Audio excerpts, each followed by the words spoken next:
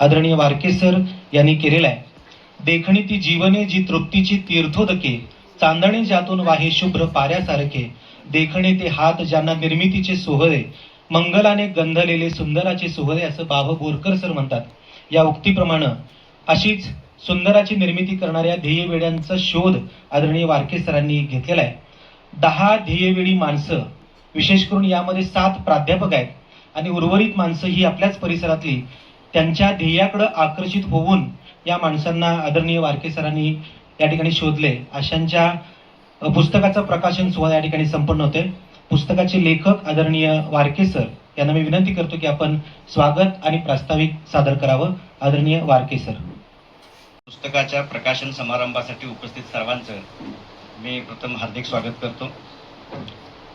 या प्रकाशन सोहळ्याचे ज्यांच्या हस्ते हे प्रकाशन होणार आहे त्या आदरणीय निवेदिता माने वैदी साहेब, आदरणीय धैर्यशील माने दादा, आजच्या या प्रकाशन सोहळ्याचे प्रमुख अतिथी, प्रमुख वक्ते, साहित्यिक आणि शाहूवाडीचे गट शिक्षणाधिकारी आदरणीय विश्वास सुतार साहेब, ज्यांनी ही पुस्तकांची दुनिया, ही जागा आमच्या प्रकाशनासाठी आज उपलब्ध करून दिली, ते रवींद्रनाथ जोशी, त्यांची मुलं अमेय जोशी, आलोक जोशी. ज्यांनी हे पुस्तक प्रकाशित केलं ते अभिनंदन प्रकाशनचे सर्वेसर्वा आदरणीय त्रिभुवननाथ जोशी. या पुस्तकामध्ये असणारी 10 ध्येयवेडी माणसं, त्यांचे कुटुंबीय, त्यांचे नातलग, या कार्यक्रमासाठी उपस्थित कोल्हापूर जिल्हा मराठी अध्यापक संघाचे अध्यक्ष राजेंद्र पाटील आणि सर्व मराठी शिक्षक. मी ज्या शाळेमध्ये शिक्षक म्हणून सेवा करतो त्या शाळेचे मुख्याध्यापक विनय कोथमिरे सर आणि माझे सहकारी सर्व शिक्षक, जवाहर सार्वजनिक वाचनालयाचे अध्यक्ष महावीर खोत सर आणि संचालक मंडळ, आकाशवाणी कोल्हापूर केंद्रावरती सकाळी 6:55 सुलभ ग्राहक संवाद सादर करणारे आमचे सहकारी मित्र प्रसाद बुरांडे सर, 7 वाजता IC अक्षरे रसिके या कार्यक्रमामध्ये सहभागी होणारे माझे सर्व सहकारी बांधव, प्राचार्य Jeevan Salokhe sir, JK Pawar sir, रुकडीहून आलेले सर्व शिक्षक आणि विद्यार्थी, यमगे गावाहून आलेले माझे सर्व मित्र, पाहुणे आणि उपस्थित सर्वांचं मी या प्रकाशन समारंभामध्ये हार्दिक स्वागत करतो. दोन्ही भूमींचा स्पर्श या पुस्तकाला करायचा मी प्रामाणिक प्रयत्न केलेला आहे. ज्यांच्या हस्ते हे पुस्तक प्रकाशन होते आणि ज्याने माझ्या प्रत्येक कार्याला आशीर्वाद दिले ते आदरणीय निवेदिता माने यांचं माहेर रुकडी यमगे, आणि ज्यांनी या पुस्तकाला आशीर्वाद रूपी प्रस्तावना लिहिली त्या ज्येष्ठ कवयित्री नीलम मानगावे मॅडम, त्यांचं माहेर रुकडी. दोन्ही या माहेरवासीन आदरणीय ताईंचा शुभ आशीर्वाद या पुस्तकाला आहे. तसं बघितलं तर या पुस्तकामध्ये असणारी ध्येयवेडी माणसं ही आपल्याच परिसरातील आहेत. या माणसांचा शोध घेऊन त्यांना पुस्तकामध्ये एकत्र करण्याचा प्रयत्न मी केलेला आहे.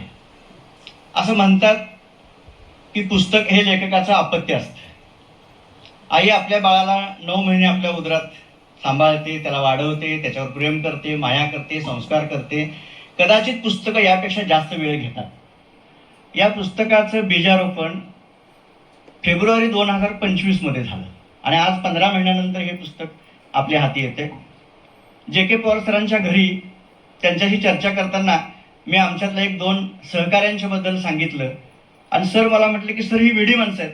वेडी म्हणजे चांगल्या अर्थाने वेडी, आणि ह्या माणसांच्यावरती लिहा. असं करत करत मी लिहायला सुरुवात केली. एक 4-5 माणसं झाल्यानंतर जीवन साळोखे सरांना ह्याच्यामध्ये घ्यायचं या दृष्टीने मी त्यांच्याशी चर्चा केली, पण त्यानंतर मात्र सरांनी माझा पाठलाग केला आणि ही 10 पूर्ण करायलाच लावली. म्हणजे या पुस्तकाचा पाया JK पवार सरांनी घातला आणि त्याच्यावरती कळत जीवन साळोखे सरांनी सोडवला. कारण माझ्या गतीनं हे पुस्तक तयार व्हायला अजून 4-6 महिने लागले असते, पण सरांनी एवढी पाठलाग केला आणि आजचा हा दिवस सरांच्यामुळे आलाय. ह्या दोघांचेही मी मनापासून आभार मानतो. आपल्या अवतीभोवती अनेक माणसं आहेत, चांगलं काम करणारी माणसं आहेत, सकारात्मक दृष्टीने वागणारी माणसं आहेत. त्यांच्याकडनं जे चांगलं आहे ते आपण घ्यायला पाहिजे. पण आज काय होतंय काय की चांगल्याचा प्रसार व्हायला वेळ लागतोय आणि वाईट लवकर पसरते. कारण चांगल्याला कासवाचे पाय आहेत आणि वाईटाला सशाचे पाय आहेत. चांगलं पलीकडच्या घरात जाईपर्यंत वाईट गावभर फिरून आपल्यापर्यंत येते. आणि मग बऱ्याच वेळेला आजकाल माणुसकी राहिली नाही. आज कोण स्वार्थाशिवाय काही काम करत नाही. आज कोण कुणाशी बोलत नाही. अशी नकारात्मक वाक्य आपल्या कानावर पडतात. पण हे अर्धसत्य आहे. आजही चांगली काम करणारी माणसं आहेत. त्यांच्याकडून खूप काही घेण्यासारखं आहे. मला भेटलेली ही सगळी माणसं मी एकत्र करायचा प्रयत्न केलाय. ही पदरमोड करणारी माणसं आहेत. स्वतःचा वेळ खर्च करणारी माणसं आहेत. आणि वेळ खर्च करून दुसऱ्यासाठी, पुढच्या पिढीसाठी, मग पर्यावरणाचं असू दे, ज्ञानाचं असू दे, सगळ्या आरोग्याचं असू दे, ही सगळी कामं करणारी माणसं एकत्र करायचा मी प्रयत्न केलाय. ह्याच्यातली प्रत्येक माणसं डोंगराएवढी मोठी आहेत. पण मी पुस्तकात घ्यायचा प्रयत्न करत असल्यामुळं त्यांना 10 ते 12 पानामध्ये बसवले. कारण त्याला मर्यादा आहे. नाहीतर प्रत्येकावरती स्वतंत्र पुस्तक होईल एवढं ह्या लोकांचं काम आहे. आता ह्याच्यामध्ये असणारी जी माणसं आहेत त्याच्यामध्ये आमचे नागावचे दीपक शेटे सर, दादा भेटलेत त्यांना. त्यांनी आपल्या नागावच्या घरामध्ये गणिताची प्रयोगशाळा तयार केली आणि त्या आवडीपोटी सरांनी पदरचे 50 लाख रुपये खर्च केलेत. आणि उद्या महाराष्ट्रातल्या सगळ्या शाळा शैक्षणिक सहल म्हणून त्यांच्या घराकडे येतील एवढं वातावरण आज त्यांनी तयार केले. एकही सुट्टी ते घरात थांबत नाहीत. वस्तू शोधायला जातात आणि कधी थांबतात तर कुणीतरी फोन केला आम्ही हे बघायला येणार आहे, त्या दिवशी त्यांचा रविवार ते सांगण्यातच जातो. असे दीपक शेट्टी आहेत. उत्तम तळवार सर आपले चिंचवडचे आहेत. त्यांनी कात्रणांचा संग्रह केलाय, अक्षरांचा संग्रह केलाय. 35,000 कात्रणं त्यांच्याकडे आहेत. आणि मुलांच्याकडनं हस्ताक्षरांचे एक असं कपाटच भरले. त्यांचं असं ध्येय आहे की उद्या, आता अजून त्यांना रिटायर व्हायला 4 वर्ष आहेत, ते म्हणतात की मी ज्यावेळेला रिटायर होईल त्यावेळेला महाराष्ट्रातले प्रत्येक डीएड बीएड कॉलेज शिक्षकाचं घर कसं असावं हे बघायला माझ्या घराकडे येईल. एवढं त्यांनी ध्येय ठेवले आणि त्या दृष्टीने त्यांचं काम सुरू आहे. इथं आमचे रमेश भिवरे सर बसले, तारदाचे. आज 78 वय आहे. आजही 10-10 तास मांडी घालून बसून ते लेखन करतात आणि इतिहासावरती लेखन करतात. मी त्यांच्या घरी जातोय त्यावेळेला मी बोलतच नाही, मी फक्त ऐकतोय आणि तेच बोलत असतात. पण मध्ये मध्ये मी डोळे बंद करतोय आणि डोळे बंद केल्यानंतर जाणवते की भिवरे सर माझ्याशी बोलतच नाहीत, ते पुस्तकच वाचून दाखवायला लागलेत. अखंड पल्लेदार वाक्य आणि संवाद, एवढी त्यांची शब्दफेक आहे. राहून राहून मला वाटते की हा माणूस विद्यापीठातच असायला पाहिजे होता, पण आमच्या डेक्कन सूतगिरणीमध्ये सेवेत होता आणि निम्म्यातून ती गिरणी बंद पडली आणि मग त्यांना झगडावं लागलं पोट भरण्यासाठी. असे ते आमचे भिवरे सर आहेत. जे.के. पवार सरांनी आपल्या घराच्या वरच्या मजल्यावरती शाहू अध्यासन केंद्र केले. शाहू महाराजांची 218 पुस्तकं जेवढी प्रकाशित झालीत महाराष्ट्रात आणि महाराष्ट्र बाहेर, ती सगळी एकत्र केलीत आणि ती पुस्तकं शोधण्यासाठी त्यांना राज्याबाहेर सुद्धा जावं लागले. साळुंखे सर आमचे आहेत. त्यांचं एक ध्येय आहे की माणूस भेटला की त्याला पुस्तक द्यायचं. घरात माणूस आला की त्याला चहा घेणार का विचारायच्या आधी हातात पुस्तक असते. जवळजवळ संविधानाची पुस्तकं त्यांनी आता गेल्या ह्या महिन्यामध्ये वाटलेत. वहिनी साहेबांना पण त्यांनी एक परवा पुस्तक दिलं संविधानाचं. हजारो पुस्तकं त्यांनी वाटलेत.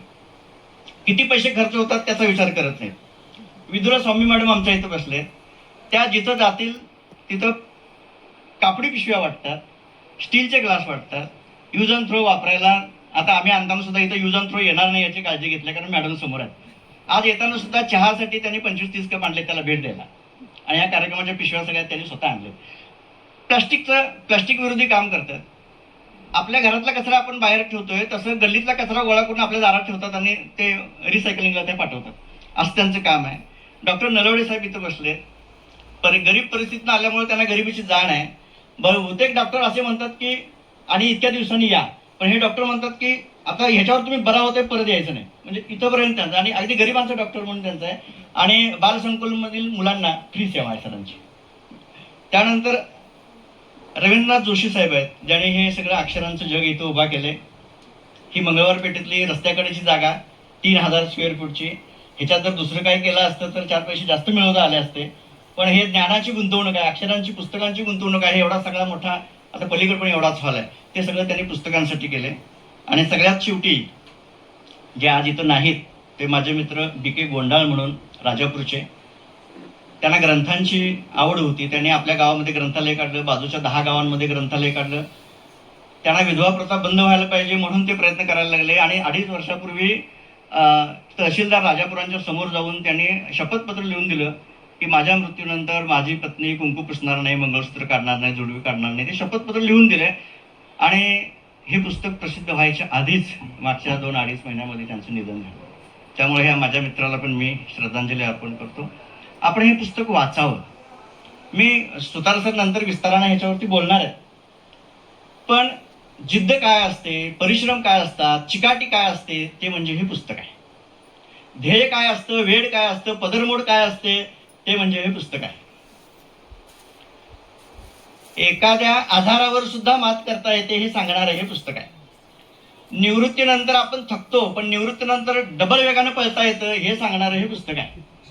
आणि 40 नंतर सगळ्यांनाच गोळ्या सुरू होतात, पण गोळी सुरू झाली म्हणून काम थांबवायचं नाही असं सांगणारं हे पुस्तक आहे. कारण सगळी माणसं तशीच, अशी सगळी माणसं एकत्र करायचा मी प्रयत्न केलाय. मीच जास्त सांगत बसणार नाही तुम्हाला. तुम्ही हे पुस्तक जरूर वाचावं. कदाचित तुम्हाला मोह होईल की या माणसांशी आपण बोलावं, मग अक्षरांच्या माध्यमातून बोलावं, शब्दाच्या माध्यमातून बोलावं. म्हणून या पुस्तकाच्या शेवटी मी या माणसांचा फोटो, त्यांचा पत्रव्यवहाराचा पत्ता आणि मोबाईल नंबर दिलेला आहे, म्हणजे वाचणाऱ्याला डायरेक्ट त्यांच्याशी संपर्क साधता येईल. अशा पद्धतीचे हे पुस्तक तुम्ही वाचाल अशी अपेक्षा या ठिकाणी व्यक्त करतो. पुन्हा एकदा सगळ्यांचं मी स्वागत करतो आणि मी थांबतो. व्यक्तिशः आपल्या सर्वांना मनापासून धन्यवाद देतो. सध्याचा काळच फार विचित्र आहे, विलक्षण आहे. आणि अशा काळात समाजातलं चांगलं शोधणं, जे जे उत्तम आहे, उदात्त आहे, अनुकरणीय आहे, ते एकत्र करणं आणि त्या भावनेनं कृतज्ञतापूर्वक त्या संदर्भात लेखन करणं, हा भाव सध्या तसा दुर्मिळ आहे. त्यातही शिक्षण क्षेत्रात 50 वर्ष माझ्यासारख्यानं घालवल्यानंतर मी अशा निष्कर्षाप्रत आलो की एखाद्या शिक्षकानं दुसऱ्याबद्दल कृत्रिम जिव्हाळ्यानं बोलणं आणि त्याही पलीकडे जाऊन लिहिणं, ही माझ्या भाषेत बोलायचं झालं तर ती बातमी होईल. कारण हे एकमेव असं क्षेत्र आहे जिथं समोर फार लोक चांगलं बोलतात, पण पाठीमाग चांगलं बोलतातच हे याची खात्री देता येत नाही. अन्य सर्व क्षेत्रामध्ये आपल्या सहकाऱ्यांच्या बद्दल, वरिष्ठांच्या बद्दल एक वेळ चांगलं बोललेलं आपल्या कानावर येईल, आपल्याला दृष्टिक्षेपात येईल. इथं अशी परिस्थिती झाली. सन्मान्य संजय वारके यांनी अतिशय सुखद असा सगळ्यांनाच आम्हाला धक्का दिला. त्याने समाजात जे जे चांगलं आहे ते तर एकत्र केलंच, पण त्याबद्दल अत्यंत जिव्हाळ्यानं, कृत्रिमरित्या लेखन केलं. चांगलं बोलणं जिथं कठीण आहे, तिथं चांगलं लिहिणं हे तर त्याहून कठीण आहे. आणि मग त्याने आता मगाशी सांगितलं ती वस्तुस्थिती आहे. गेल्या वर्षी साधारणतः आता त्याला 1.5 वर्ष होत आलं. ज्यावेळी ते मला भेटले त्यावेळी त्यांनी हीच इच्छा व्यक्त केली. पण मी त्यांना सांगितलं एकट्या दुकट्यावर करू नका. पवार साहेबांचा संदर्भ त्यांनी दिला. तर म्हटलं अशा पद्धतीनं आपण जे जे समाजामध्ये तुम्हाला आढळतात, तर त्याने मला थोडीशी गळ गाठली. म्हटले अशा पद्धतीनं तुमचाही बऱ्यापैकी संचार आहे, फक्त आपण राजकारण आणि वगैरे इतर गोष्टी थोड्याशा टाळू आणि आउट ऑफ फोकस असणारे, म्हणजेच प्रकाश झोतात नसणारे अशा लोकांना आपण या पुस्तकात समाविष्ट करू. अर्थात त्यांचं मन फार मोठं आहे. काळीज ज्याचं सुपा एवढं असतं तोच अशा पद्धतीचं लेखन करू शकतो. ज्याचं काळीज चिंचोका एवढं आहे तो असं लिहूच शकणार नाही. मला त्याबद्दल त्यांना मनापासून धन्यवाद द्यायचे. आणि सगळ्यात महत्वाची गोष्ट दादा म्हणजे सगळ्याच तुमच्याबद्दल, बेनी साहेबांच्या बद्दल, आपल्या सगळ्या आप्तस्वकीयांच्या बद्दल आणि त्यातही आपल्या संस्थेचे जे जे घटक प्रमुख आहेत त्यांच्याबद्दल ते अत्यंत कृत्रिम जिव्हाळ्यानं बोलतात. मी ते जरा कन्फर्म सुद्धा केलं. आपल्या सहकाऱ्यांच्या बद्दल त्यांच्या अप्रोक्ष अनुपस्थितीमध्ये चांगले उद्गार काढले, ही सुद्धा सध्याच्या काळात एक दुर्मिळ गोष्ट झाली आहे. आपले काय झाले, रस्ते रुंद झाले पण मन फार अरुंद झालेली आहे. त्याचं ते प्रतीक आहे. अगदी 6 पदरी रस्त्यावरून आपण जातो पण मन आपली तशी नाही, रुंद झालेली नाही. हिथं तो मला प्रत्यय आला. प्रत्येक जे जे चांगलं असेल ते भलं ते त्याने म्हणजे ते मोठं करून दाखवलं. आम्ही फार मोठं काम करतो असं नाही, तो त्यांच्या मनाचा मोठेपणा आहे. पण या निमित्तानं या सगळा एक गोतावळा त्यांनी तयार केला. हे करत असताना सुद्धा कोल्हापूर जिल्हा हे जरी मर्यादित त्यांनी भाग घेतला असला तरी त्यांना माहिती आहे की यातली प्रत्येक पर्सनॅलिटी, प्रत्येक व्यक्तिमत्व हे युनिक आहे. असं त्यांच्या दृष्टीनं त्यांना वाटत गेलं. खरं आहे ते एका दृष्टीनं, पण हे सुद्धा मांडणं, हे शोधून लोकांच्या समोर ठेवणं, वाचकांच्या समोर ठेवणं, ही माझ्या दृष्टीनं म्हणजे गेल्या इतक्या वर्षाचा सगळा अनुभव गाठीशी असल्यामुळे मी नम्रतापूर्वक सांगू इच्छितो की हे तसं दुर्मिळ उदाहरण आहे. आणि या पुस्तकाला प्रकाश होतात आणण्याचं काम आमचे सन्मित्र त्रिभुवननाथ जोशी यांनी केलं. त्याबद्दल मी त्यांनाही मनापासून धन्यवाद देतो. अल्पावधीत हे पुस्तक त्यांनी प्रकाशित केलं, सुबकरित्या मांडणी केली आणि अत्यंत चांगल्या पद्धतीनं प्रकाशित केलं. मी त्यांना मनापासून धन्यवाद देतो, कारण वाचक आणि लेखक याच्यामधला भक्कम दुवा जर कोण असेल तर तो प्रकाशक असतो. त्यांचं सगळंच नेटवर्क वगैरे अतिशय चांगलं आहे. आणि त्यामुळेच असे जे जे लेखक असतील की जे काही दृष्टी ठेवून लेखन करतात त्यांना ते प्रकाश होतात आणण्याचं काम करतात. ही सुद्धा ग्रंथव्यवहार, वाचन संस्कृती आणि वाचन संस्कार या दृष्टीनं मला अत्यंत महत्वाची गोष्ट वाटते. मी पुन्हा एकदा 7 मिनिटं वेळ दिलेली आहे, आपला अधिक वेळ घेणार नाही. दादा बोलणार आहेत, सुतार साहेब आमचे बोलणार आहेत. त्यामुळं या पुस्तकाची एक माहिती, बॅकग्राऊंड आपल्याला कल्पना असावी, पार्श्वभूमी माहीत असावी, त्या पद्धतीनं त्यांनी केली. या पुस्तकातल्या प्रत्येक माणसाला मोठं करण्याचं काम त्यांनी केलेलं आहे आणि ते त्यांच्या मोठेपणाची साक्ष देतं. मी त्यांना, त्यांच्या कुटुंबियांना मनापासून धन्यवाद देतो. आपण सर्वजण मोठ्या संख्येने या ठिकाणी उपस्थित राहिला त्याबद्दलही धन्यवाद देतो. थांबतो. जय हिंद, जय महाराष्ट्र. केवळ आणि केवळ लेखणीच्या जोरावरती अजरामर कसं होता येतं हे ज्यांच्या जीवनचरित्रातून आपल्याला शिकायला मिळतं ते लोकशाहीर अण्णाभाऊ साठे ह्या सर्व महापुरुषांच्या जीवन कार्याचा मी सुरुवातीलाच मी या ठिकाणी विनम्र अभिवादन करतो.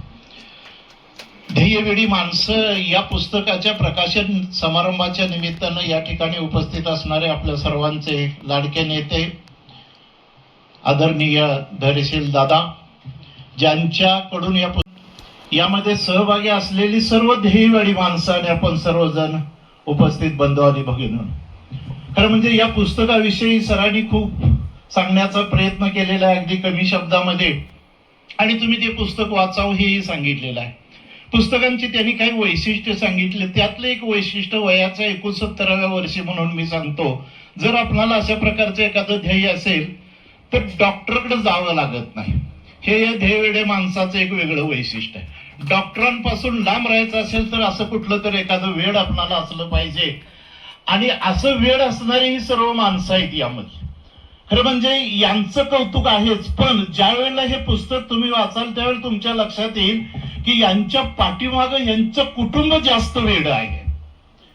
ज्या वेळेला आपण गणित तज्ञांच्या विषयी वाचतो, सरांनी सांगितलं की 50-60 लाख रुपये हा वेडेपणा, आणि दिवाळीच्या पाडव्याला कुठं तर मुंबईमध्ये, तेही कुठं चोर बाजारात जायचं कशासाठी, तर एखादी आपल्याला पाहिजे ते आपल्या संग्रहासाठीची वस्तू. त्या कुटुंबानं काय करायचं, ह्या प्रत्येक वेड्या माणसाचं कुटुंब हे वेड आहे, अशा अर्थानं की ह्या वेड्या माणसाचा चांगल्या पद्धतीनं ते सांभाळ करतायत. आणि म्हणून मी त्या सर्व कुटुंबियांचं हार्दिक अभिनंदन करतो, त्यांचं कौतुक करतो की या वेड्या माणसांना तुम्ही चांगल्या पद्धतीनं पुढे आणण्याचा प्रयत्न केलेला. सरांचं एवढ्यासाठी मी कौतुक करतो की त्यांनी या 10 लोकांना एकत्र आणलं. माझ्याकडे ज्या वेळेला आले त्यावेळेला मला वाटलं नाही की ते माझ्याशी एखाद्या वेगळ्या विषयाच्या अनुषंगाने येणार आहेत. आमच्या साळोखे सरांनी त्यांना पाठवलेलं होतं, आणि मग ज्या वेळेला माझ्याशी बोलत राहिले त्यावेळेला मी त्यांना सांगितलं की अशा प्रकारचा एक प्रकल्प हाती घ्या. त्यांनी सांगितलं की प्रकल्प हाती घेतला, आणि मग मला उपमा काय दिली, त्यामध्ये काय म्हणले की हे पाया यांनी रचला. सरांचं वैशिष्ट्य आहे, साळोखे सरांनी सांगितलं, पाया ते विसरले नाहीत. पाया त्यांनी स्मरणात ठेवला. बरा आजचा काळ असा आहे की पाया विसरला जातो, पण संजय सरांनी पाया विसरला नाही, त्याची जाण ठेवली आणि मला त्यामध्ये सहभागी करून घेताना एक मला जे त्यांनी विशेषण वापरलेलं आहे ते शाहू प्रेमी म्हणून. मला त्याबद्दल अभिमान वाटला, म्हणजे मला बरं वाटलं, चांगलं वाटलं, कुणालाही वाटेल, मनुष्य स्वभावच आहे तो. परंतु त्यामध्ये मी एवढं सांगेन की मी एकटा शाहू प्रेमी नाही, आपल्यापैकी प्रत्येक जण आणि आपल्या शिवाय जे काही समाजामध्ये लोक आहेत प्रत्येक जण शाहू प्रेमी आहे. त्यामुळे शाहू प्रेमी हे एकट्यासाठी माझ्यासाठी नाही, आपल्या सर्वांसाठी आहे. दादा या ठिकाणी आहेत. मला सांगणं असं वाटलं की ज्यांनी या ठिकाणी पुस्तक घडवलेलं आहे ते शिक्षक आहेत. यामध्ये ज्या 10 लोकांचा सहभाग आहे त्यामधले जवळजवळ 6 लोक हे शिक्षकच आहेत. शिक्षकच अशा प्रकारचा वेडेपणा करू शकतात हे त्यातून एक अधोरेखित झालेलं आहे.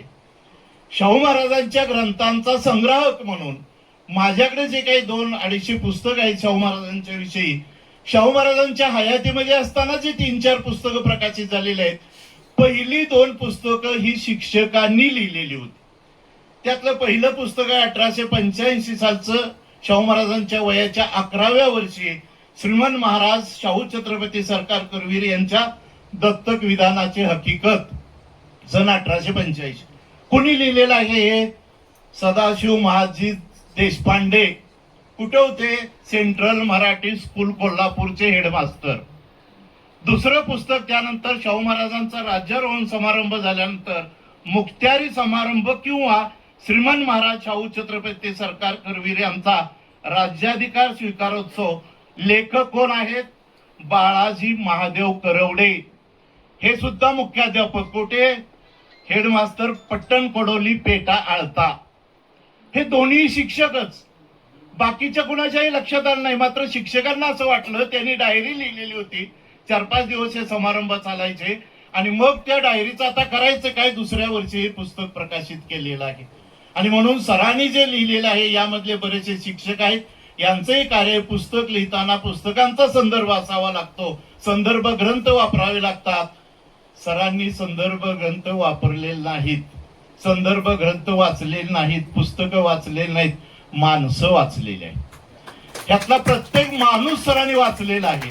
आणि त्यामुळे या पुस्तकामध्ये जे आहे ते आगळं वेगळं तुम्हाला सर्व बघायला मिळेल. अतिशय आगळ्या वेगळ्या प्रकारचं हे पुस्तक आहे. खरं म्हणजे मला इथं दादा आहेत म्हटल्यानंतर खासदार बाळासाहेब माने यांची आठवण झाली. बाळासाहेब माने 1974-75 ज्यावेळेला जिल्हा परिषदेला अध्यक्ष होते त्यावेळेला राजर्षी छत्रपती शाहू महाराज यांचा जन्मशताब्दी वर्ष सुरू होत. आणि मग साहेबांनी सांगितलं की रस्ते, दवाखाने, शाळा हे सगळं जिल्हा परिषदेचं काम आहेच. पण साहेब त्यावेळेला असे म्हटलेले आहेत की समाज केवळ भौतिक सुधारणेवरतीच प्रगत होऊ शकत नाही किंवा भावनेवरती जगत नाही, तर त्याच्या सशक्त विचारांची गरज असते. आणि हे सशक्त विचार वेगवेगळ्या ग्रंथामध्ये मिळतात. शाहू महाराजांच्या वरती त्यावेळेला शाहू माला म्हणून एक ग्रंथमाला सुरू केली आणि त्यामध्ये डॉक्टर वि. घुगे, SS भोसले सर, त्यानंतर कुलकर्णी दाम्पत्य, BS कुलकर्णी आणि मीना कुलकर्णी दाम्पत्य आणि SS भोसलेंनी संपादित केलेली 3 असे 7 ग्रंथ माने साहेब ज्या वेळेला जिल्हा परिषदेचे अध्यक्ष होते त्यावेळेला शाहू ग्रंथमालेद्वारे प्रकाशित केलेले आहेत. त्यावेळेला एका पुस्तकाला जी त्यांनी प्रस्तावना लिहिलेली आहे त्यामध्ये त्यांनी सांगितले गेलेले आहेत की हे ग्रंथ सर्व शिक्षण संस्थांनी विद्यार्थ्यांपर्यंत पोहोचवण्याचं काम करावं. दादा, मला यावेळेला असं वाटतं की हे काम अपुरं राहिलेलं आहे. दुसरं अशा प्रकारचं की शाहू महाराजांची 150वी जयंती झाली, परंतु अशा प्रकारचं वाङ्मयीन स्मारक एखादं व्हावं असं कुणालाही वाटलं नाही, कुणीही केलं नाही. आपण खासदार आहात, जर तुम्हाला असं काय करता आलंच तर करावं, एवढंच या ध्येयवेडी माणसांमधला एक ध्येयपंथी माणूस म्हणून आपल्याला विनंती करतो आणि थांबतो. जय हिंद, जय महाराज.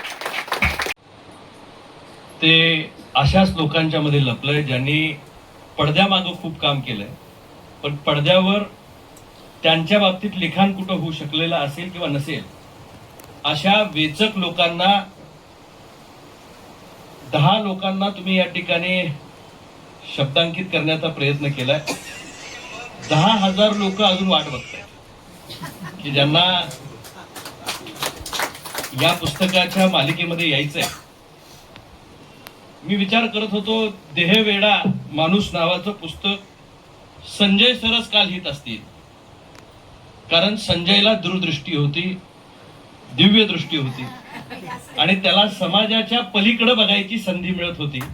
आज संजय वारके सरांनी ते सिद्ध केलं की नावाप्रमाणे अनेक शिक्षक वेगवेगळ्या पद्धतीची पुस्तकं त्या ठिकाणी लिहित असतात. आज समाजामध्ये मगाशी साळोखे सर म्हणत होते ते अत्यंत खरं आहे. दुसऱ्याबद्दल चांगलं बोलणं आणि लिहिणं हे फार अवघड आहे. स्वतःच्या स्तुतीमध्ये गुंतून राहिलेला समाज, स्व ह्या पलीकडे पाहण्याची दृष्टी हरपलेला समाज, आणि या समाजामधनं आपल्यातले चांगले असणारे काही निवडक लोकांना समाजासमोर आणणं आणि त्यांना प्रकाश ज्योतीमध्ये आणण्यासाठी म्हणून खऱ्या अर्थानं संजय सरांनी हा घेतलेला ध्यास निश्चितपणे कौतुकास्पद आहे. मी इथं येताना सरांना नुसतं बुके देऊन जायचं अशा सर मनस्थितीमध्ये आलो होतो, पण मग मी बघितलं की ही मीटिंग किंवा हा प्रकाशन सोहळा कुठं आहे. जोशी साहेब, आपण पुस्तकांच्या ह्या समृद्ध अशा व्यवस्थेमध्ये चिंतन मनन ह्या प्रत्येकाचं जर या ठिकाणी आपण बायोग्राफी वाचली तर त्यामध्ये लक्षात येतोय कुणी लिहिलंय, कुणी गणितं सोडवलेत, पुस्तकांच्या मध्ये आयुष्य घालवलेली ही लोक आहेत. आणि याच्या एवढं उत्तम जागा असू शकत नाही की ज्याचा हा प्रकाशन सोहळा इथं या ठिकाणी पार पडतोय. माझा आणि माझे मित्र नितीन इथे या ठिकाणी आहेत, त्यांचाही पुस्तकांशी अतिशय जिव्हाळ्याचा संबंध. रोज डोक्याला माणूस समजून घ्यायचा इतकं सोपं नसतं. त्याला कमी शब्दामध्ये 12 पानांमध्ये त्याला न्याय मिळू शकेल असं नाही, पण त्याला त्यामध्ये शब्दांकित करणं आणि त्याच्या आयुष्याचा उलगडा आपण 12 पानांमध्ये करण्याचा प्रयत्न करणं. 12 पानं कदाचित त्याच्या आयुष्याचा उलगडा करू शकणार नाहीत सर, पण 12ही महिन्यामध्ये जर तुमची पुस्तकं ही वेगवेगळ्या लोकांच्या हाती पडली आणि अशी ध्येयवेडी माणसं वाढत गेली, याची शृंखला झाली, तर समाज बाकी उत्तम घडेल याच्या बाकी मनामध्ये माझ्या शंका आहे. आपल्याला समाज जीवनामध्ये काम करत असताना आज विश्वासजी सुतार सर या ठिकाणी आपल्याला संबोधित करणार आहेत. योगायोगानं तुम्ही येऊस तोपर्यंत खिंड लढवायची म्हणून जरा वेळ घालवत त्या ठिकाणी हा कार्यक्रम पुढे घेतला. त्यांच्यासाठी वारके सर हे 2 गोष्टीसाठी, एक उत्तम शिक्षक, सर्व गुणसंपन्न, त्याचबरोबर माहेरचा माणूस म्हणून त्यांचा विशेष जिव्हाळा. त्यामुळे वारके सरांचा कार्यक्रम वैदी साहेब चुकणार नाहीत हे आपल्या सर्वांना पटेल सर त्या ठिकाणी माहिती होत. आज दिवसभर नांदा सौख्य भरे म्हणत 29 लग्न लावून मी इथं आज हा कार्यक्रम आलो. अशी ध्येयवेडी माणसं वेगळी आहेतच की जी समाजामध्ये ह्याही कार्यक्रमामध्ये आनंद शोधत असतात. पण ह्या सगळ्या गोड कार्यक्रमामधनं आज इथं आल्यानंतर मला एक वेगळ्या पद्धतीची माणसं बघायला मिळाली. कुणी गणित सोडवलं, जे आयुष्याचं गणित सोडवण्याचा आम्ही प्रयत्न करतोय ते गणिताच्या बाबतीत 50 लाख रुपये घरचे घालून, मगाशी ज्याचा उल्लेख अनेकांनी या ठिकाणी केला की स्वतःची सुट्टी मुंबईच्या असणाऱ्या बाजारामध्ये, चोर बाजारामध्ये म्हटलं तुम्ही, चोर बाजारामध्ये शिक्षण सुद्धा मिळतं आणि त्यामध्ये सुद्धा गणित सोडवता येतं. ह्याचं मला नवीन उदाहरण समजलं.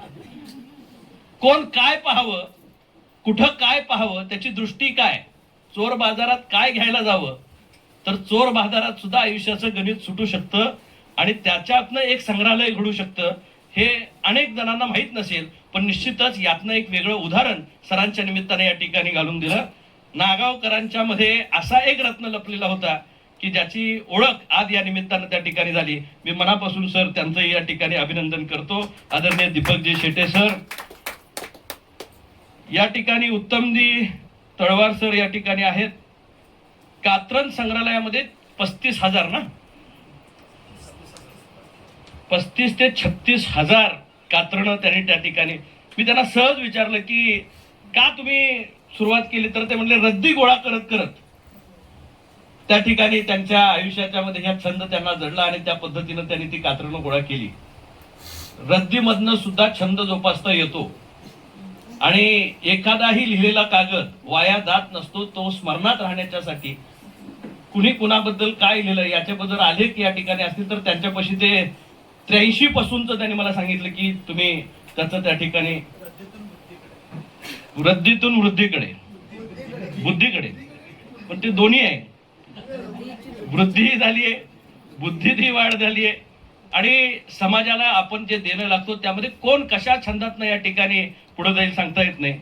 रमेशजी बिवरे साहेब आहेत तारदाळचे, इतिहासाची मांडणी मगाशी त्यांनी सांगितलं की आजोबांच्या हस्ते सन्मान, आईच्या हस्ते सन्मान आणि नातवाच्या हस्ते सन्मान, असं 3 पिढ्यांमध्ये एक सन्मान त्यांचा झाला होता माने साहेबांच्या बरोबर, वसंतदादांच्या बरोबर असताना त्या ठिकाणी सन्मान झाला. मानचा कुठं झाला होता? शाहू स्मारक कोल्हापूरला तुमच्या हस्ते झाला.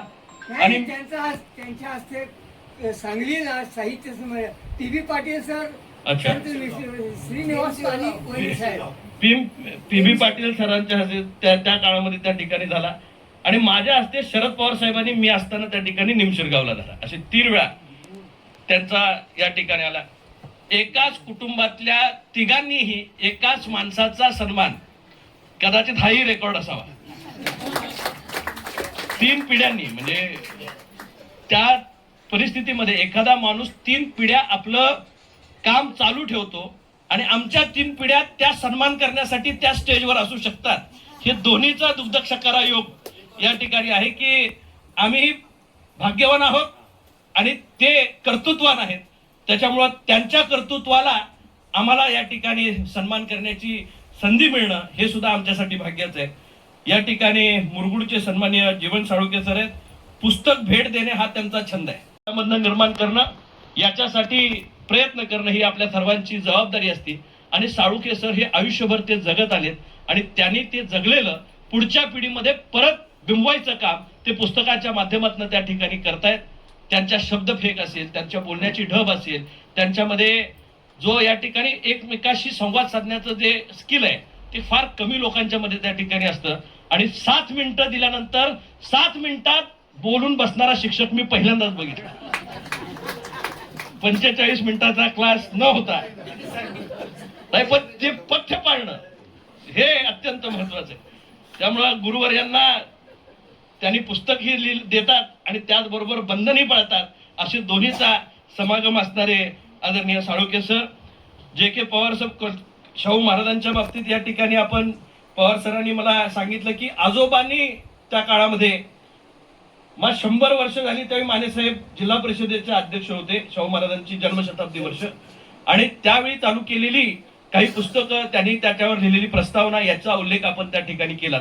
आता या ठिकाणी पवार साहेबांनी उल्लेख केला की जी ध्येयवेडी माणसं असतात ती डॉक्टराकडे जायची गरज नसते, पण डॉक्टरच ध्येयवेडी असतात. त्यातले हे डॉक्टर आहेत. त्यांनी गरिबांची नाही, हे ध्येयवेड्यांच्या मधले डॉक्टर आहेत. त्यांना आज पुरस्कृत करण्यात आले. हे आपले फॅमिली डॉक्टर आहेत. काकांचा जो अक्षर अक्षरदालन, अक्षरदालनाचा ह्या पंढरीमध्ये प्रत्येक अक्षराशी, पहिल्या अक्षराशी ओळख आपली आई करून देते. म्हणजे AI नाही, आई करून देते. पण त्या आईशी आज मातृदिनी तुम्ही ह्या अक्षरदालनामध्ये भेट या निमित्तानं व्हावी की जिनं माझी अक्षराशी पहिली ओळख करून दिली, तिचं या दालनामध्ये दर्शन घेण्याची सकाळपासून भेट झाली नव्हती. हा योग होता आणि ही एक आठवण या निमित्तानं या ठिकाणी माझ्या स्मरणात आयुष्यभर त्या ठिकाणी राहील. पण काला अक्षर बेहस बराबर असं जी पूर्वीची म्हण असायची, किंवा काही जुन्या आजी आमच्या असायच्या, काय नाही शिकलास तर चालेल, 7 पिढ्या बसून खातील तुझे बाप दादाची एवढी इस्टेट आहे, असं म्हणणारी एक पिढी थांबली. आणि जो शिकेल तोच टिकेल हे म्हणणारी पिढी आता तयार झाली. आणि वाचाल तर वाचाल म्हणणारी जी पिढी या ठिकाणी आहे, त्यामध्ये आज या दालनामधनं एक नवीन उत्कर्षाचं बीज आपण या ठिकाणी रोवताय. संजय सरांचं हे पुस्तक पहिलं पुस्तक आहे असं आपण समजू या शृंखलेतलं. 10 लोकांनी सुरुवात झालेली आहे. मी त्यांना सांगितलं 10,000 लोक वाट बघतायत, पण 10,000 लोकांच्या वाट बघणाऱ्यांची पुस्तकं ठेवण्याची लायब्ररी आपल्याला मोठी करावी लागेल. नाही सर, आमचं आहेच, पण तुमची इच्छाशक्ती इतकी मोठी आहे की तुम्ही इतक्या ग्रंथ संग्रहालयामध्ये आम्हा सर्वांना या ठिकाणी एकत्र केलं. वेगवेगळ्या क्षेत्रातली ही मंडळी आहेत आणि आपल्या बरोबर एक एक अक्षर जोडत इथपर्यंत या ठिकाणी आले. मी आपलंही मनापासून या ठिकाणी अभिनंदन करतो.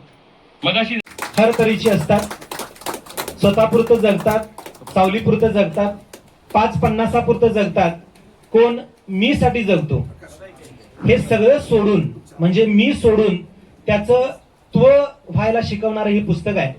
त्वच सत्व व्हावं, सत्वचं पुढं तत्व व्हावं आणि त्यातूनच व्यक्तिमत्व आणि अशा व्यक्तिमत्वाचं महत्व समाजामध्ये वाढावं यासाठी लिहिलेलं हे पुस्तक ध्येयवेडी माणसं असं हे पुस्तक व्हावा अशी धडपड शब्दातही न मावणाऱ्या या माणसाला शब्दबद्ध करणं खरं तर ही साधना आहे आणि यासाठी आदरणीय वारके सर यांचे खरोखर मनापासून आपण ऋण व्यक्त करू. दादांनी पण सांगितलेले आहेत, फाळके सर, JK सर यांनी सांगितलेले आहेत. आता मी पुस्तकाबद्दल बोलणार आहे आणि थोडं वैचारिक पण बोलावं असा माझा विचार आहे. याचं कारण काय आहे? कारण आपण नवं काहीतरी दिलं पाहिजे. दादानी एक मुद्दा जो रेस केला तो मला अत्यंत महत्वाचा वाटतो मित्र. ते काय म्हटले की शाहू महाराज कोण हे आजच्या पिढीला समजायला पाहिजे, परंतु त्यांनी एक अनुभव सांगितला आणि त्यावरून आपल्याला काय लक्षात आलं की आपली नवी पिढी किती अनभिज्ञ आहे, किती अनभिज्ञ आहे. दोन शाहू महाराज, दोन्ही आज काय आहे हे मी तुम्हाला सांगते. विचार करतोय आत्ताच्या सध्या परिस्थितीवर. तुम्ही सगळे तसेच विचार करणारे लोक आहात, परंतु हे बोलण्यापूर्वी मला एक गोष्ट नमूद करावीशी वाटते. ज्ञानेश्वरांनी 18 अध्यायांचा ज्ञानेश्वरी हा ग्रंथ लिहिला. ते सांगत होते आणि ते सच्चिदानंद बाबा लिहून घेत होते. गोष्ट काय घडली? 8 अध्याय ज्ञानेश्वरांनी सांगितले. माळी सर 8 अध्याय सांगितले आणि त्यांच्या लक्षात असं आलं की माझ्या समोर माझे गुरु पण बसलेले आहेत आणि साधी सर्वसामान्य माणसंही बसलेले आहेत की जे माझे विचार ऐकतायत आणि लिहून घेत आहेत. आणि त्यांच्या असं लक्षात आलं की मी हे जे ज्ञान सांगतोय, हा योग सांगतो, हा सांख्ययोग सांगतो, हा ज्ञानयोग सांगतो, हा विभूती योग सांगतो, असे ते सगळे त्याचे पॅरल सगळे सिस्टीम्स आहेत. 8व्या अध्यायानंतर असं लक्षात आलं ज्ञानदेवांच्या की अरे हे कंटाळे तर नसतील ना, यांचं लक्ष दुसरीकडे तरी नसेल ना. आणि म्हणून 9वा अध्याय जर तुम्ही उघडून पाहिला तर पहिलीच ओवी ज्ञानदेवानी घातलेली आहे. ती मला मगापासून आठवते. ही काय ओवी आहे ती मी तुम्हाला सांगतो आणि मग माझे विचार मांडणार आहे. आता जे आपण ज्या वर्तमानामध्ये राहतो, वागतो, आपल्या हातामध्ये एक साधन आलेलं आहे जे आपल्याला काय करतं, सतत दुसरीकडे वळवतं, किंबहुना माणसातून उठवतं सुद्धा. म्हणजे बसलेल्या माणसातून उठवतं. आहे की नाही मोबाईल आपला? आपल्या आजच्या कार्यक्रमाच्या या जे पुस्तक प्रकाशन झालं, ज्यांच्या हस्ते झालं ते आदरणीय वहिनी साहेब, डॉक्टर वहिनी साहेब यांना मी सांगेन. वहिनी साहेब 2008 साली एक सर्वे झाला. त्या सर्वेमध्ये माणसांचं लक्ष केंद्रित एकाग्रतेचा काळ किती होता? किती होता? तर तो 42 सेकंद होता. आपण एकाग्रतेने राहू शकतो एका गोष्टीकडे विशिष्ट असा 42 सेकंद 2008 सालची गोष्ट आहे. आता 2025 मध्ये सर्वे झाला. तो काळ आपल्या एकाग्रतेचा किती आला असेल? वाढला पाहिजे ना, का कमी झाला असेल? काय अंदाज आहे आपला? कमी झाला असेल. पण तो किती कमी झाला असेल? 42चा 40 झाला असेल का डॉक्टर साहेब? 40चा किती 35 झाला असेल का? तर मी तुम्हाला संशोधनपूर्वक सांगतो, तो सध्या 8 सेकंद आहे. असे आपण झालेलो आहोत. आणि ज्ञानदेवांच्या काळात तरी माणसं किती सामान्य असतील. ज्ञानदेवानी सगळी माणसं आपल्याकडे लक्षपूर्वक पाहावेत, कोणी व्हॉट्सअप मोबाईलवरती बघू नये म्हणून 9व्या अध्यायात पहिलीच एक ओवी टाकली. तरी अवधान एकले दिजे, तरी अवधान एकले दिजे, मग सर्व सुखासी पात्र होईजे. हे प्रतिज्ञोत्तर माझे उघड ऐका. तुम्हाला वाटेल की आता मी प्रवचन सांगायला लागलोय. नाही, अवधान हा शब्द फार महत्वाचा आहे. माणसांचं अवधान म्हणजे मी नेहमी असं म्हणतोय की या ओवीतलं अवधान जे आहे की तुम्ही माझ्याकडे डोळे लावून पाहताय, उघडे डोळे करून पाहताय, परंतु मी अशी खात्री देऊ शकत नाही की तुम्ही इथं असाल. तुम्ही मनानं कुठंतरी दुसरीकडे असू शकता. हे मी तुम्हाला का सांगतोय? कारण आपल्या सर्वांचं आयुष्य बदलणारे एक वर्ष होऊन गेले. आपल्या सर्वांचंच आयुष्य बदलणारं एक वर्ष या देशामध्ये, या विश्वामध्ये निर्माण झालं. ते वर्ष 1990. काय झालं या वर्षांमध्ये? 1990ला काय आलंय? खाऊजा संस्कृती आलेली आहे. काय आलेलं आहे? खाऊजा, खाजगीकरण, उदारीकरण आणि जागतिकीकरण. बरोबर. त्यापूर्वीचं आपलं सगळं राहणीमान, त्यापूर्वीची आपली सगळी दृष्टी, त्यापूर्वीचं आपलं सगळं पर्यावरण. आणि स्वामी मॅडम बरोबर आहे ना, 90 पूर्वीचे सगळे आपण, म्हणजे माझ्या वयाचे पेक्षा जास्त मोठी माणसं आहेत. तर आपला काळ आठवा. आपला काळ अभावाचा होता. आपला काळ कसला होता? अभावाचा होता. म्हणजे जर माझ्या बाबांना मी सांगितलं की माझ्या पेनातली रिफिल संपलेली आहे, तर ती कधी मिळत होती? किमान 4 दिवसांनी मिळत होती. बरोबर आहे. म्हणजे मी सुद्धा असा अनुभव घेतलेला आहे की माझी सिस्पेन्शिल जर संपली असेल, संपली नव्हती खरं तर मी अशी करत होतो की जोपर्यंत माझ्या बोटात ती धरता येते तोपर्यंत तिला टोक काढत होतो. आज ती परिस्थिती आहे का? आज जर आमच्या मुलांना सांगितलं की येताना अमुक अमुक वस्तू घेऊन या, आपण काय करतो? तत्काळ देतो. आणि हा जो गेल्या 25 वर्ष 90 आणि हे जे 35-36 वर्षाचा जो काळ आहे, हा मित्र हो चंगळवादाचा काळ आहे. चंगळवादाचे थैमान नावाचे एक छोटस पुस्तक अच्युत गोडबोलेंनी लिहिलेलं आहे. चंगळवादानं काय केलं? चंगळवादानं अशी गोष्ट केली की माणसाला ईट, ड्रिंक अँड एन्जॉय अशी एक स्थिती निर्माण केली. आणि या स्थितीचा परिपाक म्हणून माणसं अंतर्मुख बहिर्मुख व्हायला पाहिजेत. खरं तर म्हणजे समाजाकडे ती व्हायला पाहिजेत, पण ती म्हणजे आत्मरत झाली. आपण हा शब्द वापरूया, आत्मरत झाली. म्हणजे मी, माझं कुटुंब आणि मीच, एवढं झालं. त्याचा परिणाम असा मित्र झाला की आपण या जगाच्या बाजारामध्ये वाहवत गेलो. आणि मग ही परिस्थिती निर्माण झाली की आमच्या मुलाला राजे कळत नाहीत. ही परिस्थिती आपली निर्माण झाली. अशा काळामध्ये आपण आता जगतो आहोत. अशा काळामध्ये, अशा सामाजिक राजकीय परिस्थितीमध्ये जगतो आहोत. आणि अशा काळात एक अंधार पार झाला थोडा उजेड ठेवा, असं एका कवीनं म्हटलेलं आहे. तुमच्या पुस्तकात पण तुम्हीच लिहिले ते यांचं वाक्य आहे. पंथी जपून ठेवा, अंधार दिवा पाहिजे, या देशाला जिजाऊचा शिवा पाहिजे, शाहिरांनी लिहिलेला आहे. मग अशा काळात एक माणूस पंथी होऊन येतो आणि अंधार झाला असला तरी मी आहे. रवींद्रनाथांची सुद्धा एक कविता आहे बरं का.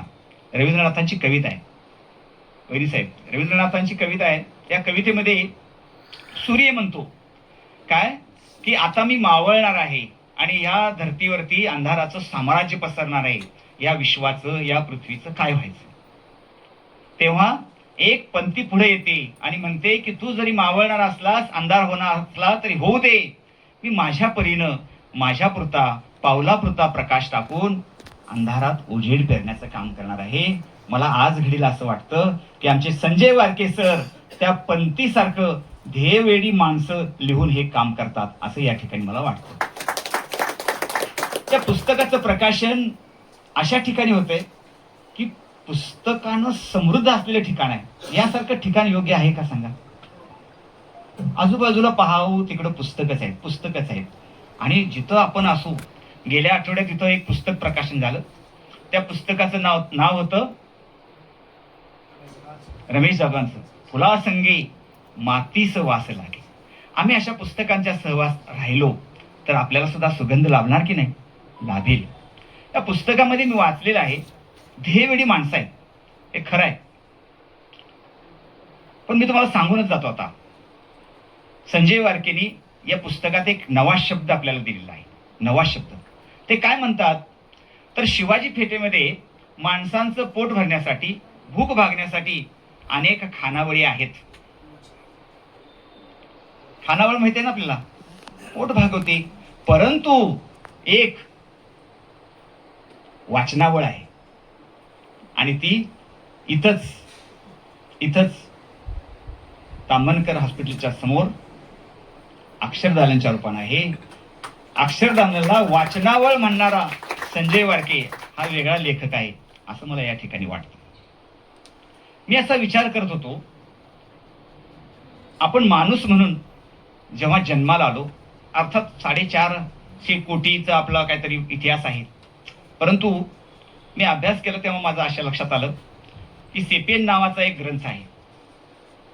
युवाल नोवा हरारी या माणसानं 3 ग्रंथ लिहिलेले आहेत.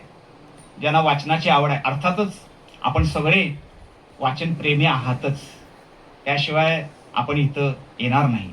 तर त्या माणसानं 3 पुस्तकं लिहिली आहेत, अगदी मूलभूत पुस्तकं आहेत सर. इथं आपले समीक्षक सगळे बसलेले आहेत, त्यांना माहीत आहे. सेपियन, होमोसेपियन आणि 21व्या शतकातील 21 प्रश्न, असे ती 3 पुस्तकं आहेत. तर त्या सेपियनमध्ये त्यांनी सांगितलेलं आहे की माणूस जेव्हा एका ठिकाणी राहू लागला, तो कधी राहू लागला तर 12,000 वर्षापूर्वी राहू लागला, जेव्हा शेतीचा शोध लागला. शेतीचा शोध कुणी लावलाय असं आपण विचारू तर आपलं उत्तर काय येईल, तर स्त्रीनं लावलेला आहे. शेतीचा शोध हा स्त्रीनं लावलेला आहे. ही गोष्ट असू दे, परंतु माणूस पुढं पुढं पुढं सरकत जाईल तशी त्याला भाषा येऊ लागली, त्याला बोलता येऊ लागलं, त्याला चालता येऊ लागलं, त्याला नवे विचार करता येऊ लागले. आणि मग माणसाला असं वाटायला लागलं की आपण माझ्या स्वतःबरोबर बोलायचंच आहे, दुसऱ्याबद्दल काय बोलता येईल का, दुसऱ्याबद्दल जेव्हा लिपी आली तेव्हा काय लिहिता येईल का, असा विचार झाला. मग माणसं बोलायला लागली चित्राच्या रूपानं. असा सगळा इतिहास आहे. मी तुम्हाला सांगेन की आज आपण ज्या पुस्तकाच्या विषयासंदर्भात आपण इथं आहोत, ते पुस्तक ध्येयवेडी माणसं हे व्यक्ती चित्रणात्मक पुस्तक आहे. यामध्ये व्यक्तींची चित्र आहेत. व्यक्तीचं चित्रण म्हणून जेव्हा आपण इतिहास पाहतो तेव्हा इथं माळी सर, प्राचार्य माळी सर वैरीसाहेब आहेत, ज्यांनी आपल्याकडं प्राचार्य म्हणून काम केलं. माळी सर ललित बंधच्या गटाचे एक सदस्य असलेले आहेत. माळी सर अक्षरदालनचे लेखक आहेत. असे इथं पोद्दार सर पण आहेत.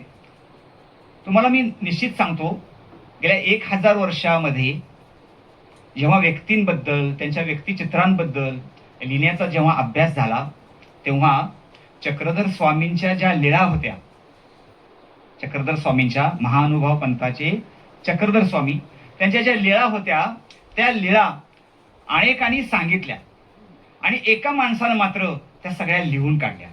कोण होता तो माणूस, तर माहीम भट.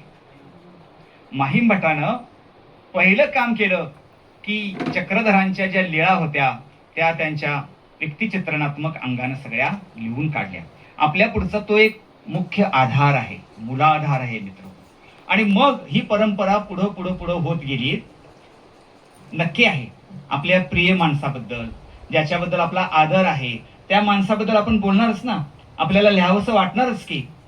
मग शिवाजी महाराजांच्या काळात काय झालं असेल, तर बखरी झाल्या, पोवाडे झाले आणि मग त्यांचे चरित्र अशा तऱ्हेनं पुढं पुढं पुढं सरकत आलेलं आहे. आज अनेकांनी व्यक्तिचित्रणात्मक लेखन बऱ्याच लोकांनी केलेलं आहे. म्हणजे आपल्या आता कृष्णात खोत, रिंगाणकार कृष्णात खोत यांचं नांगरल्या विण भुई हे व्यक्तिचित्रणात्मक लेख आपण काहीतरी वाचले पाहिजे. पुन्हा माळी सरांचा संदर्भ मी मुद्दाम देईन, कारण त्यांचे स्मृतिगंध, पुन्हा स्मृतिगंध आणि सुवर्णगंध यामध्ये त्यांनी समाजातल्या अनेक व्यक्तींबद्दल लिहिलेलं आहे. आता संजय वारके सर यांनी जे लिहिलंय ते थोडंसं वेगळं आहे. काय वेगळं आहे, खरं तर हे त्यांचं पहिलं पुस्तक व्यक्तिचित्रणाचं नाही. सरांनी अनेक पुस्तकं लिहिलेली आहेत. छोटं गाव आणि छोट्या गावच्या मोठी माणसं, छोट्या गावच्या छोटे गाव मोठी माणसं हे त्यांनी आधी लिहिलेलं आहे. त्यांना त्याचा अनुभव आहे. आणि ललितबंध त्यांनी आकाशवाणीवरती 50हून अधिक बोललेले आहेत. आणि मगाचं त्यांचं मी जेव्हा मनोगत ऐकत होतो तेव्हा त्यांचं जे बोलण्याची जी शैली आहे तीच त्यांच्या लेखनाची शैली आहे. किंबहुना ते लिहितात तसंच त्यांची बोलण्याची शैली आहे असं माझं निरीक्षण आहे.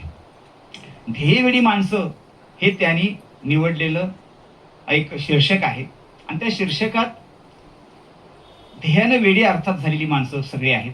दादांनी त्याविषयी खूप छान मांडणी केलेली आहे. मला या निमित्तानं 2 गोष्टी आठवतात. एक ग्रीक कथेतला प्रॉमिथियस आठवतो.